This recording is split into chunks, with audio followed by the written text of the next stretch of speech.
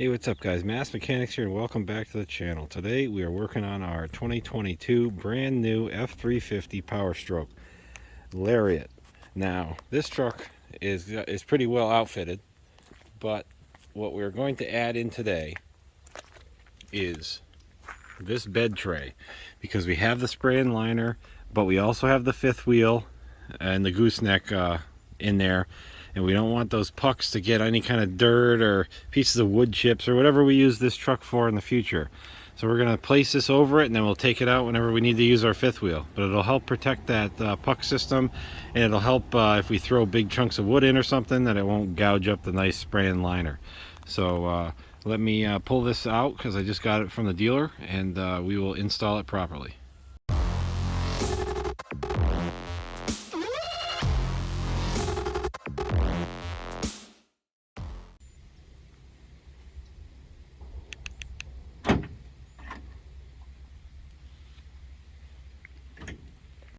Well, all right, first thing we got to do, we got to sweep this out and then get that nice and clean. And then we're going to take this here, and this is the parts that come with it. It comes in a little bag, and then you got some simple directions. So now you have this piece here, and those fit right into these holes on each side. And then it also has this piece here, and that piece goes right up front, and it locks into the bed liner, because that's basically what it is a little bed liner, but it only has the floor and a lip all the way around rather than putting an entire plastic bed liner in. So you can see in the directions, you just pop those in there. This is your alignment for here, and then when you pop your tray in, if you look, the tray has a slot in it, and then it fits right over there, so that way it doesn't keep sliding around in the back.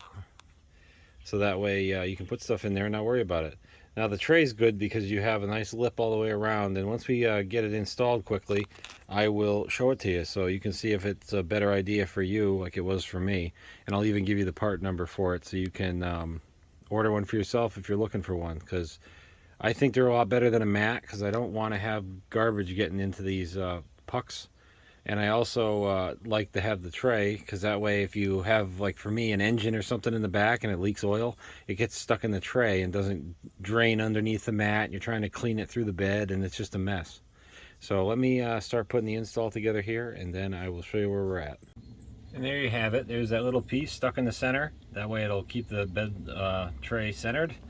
And then these little guys push right in, and they got a nut stuck in the back of them molded into them. So when you tighten them down, they act kind of like those freeze plug type things, where they just like an anchor, you know, they just lock in like they do even in the wall anchors.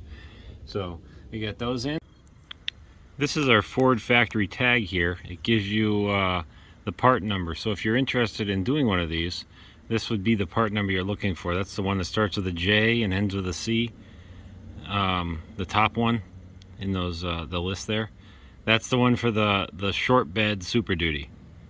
And then the other ones are different mats they have and trays and stuff. But the one with just the C at the end, that's the one for the short bed. And they are a little bit difficult to get a hold of. They've been back ordered. So I guess other people, like I do, think they're pretty cool. So that's the number you're looking for. And probably get them from your dealer, because all the ones that are on the eBay, and I even saw a couple on Amazon, they're the Ford part, but then they want you to pay the shipping. And shipping on a bed liner this big is like $150, and that's about the price of the part, so not really worth it. So definitely get it from your dealer, because then you won't have to pay the shipping usually.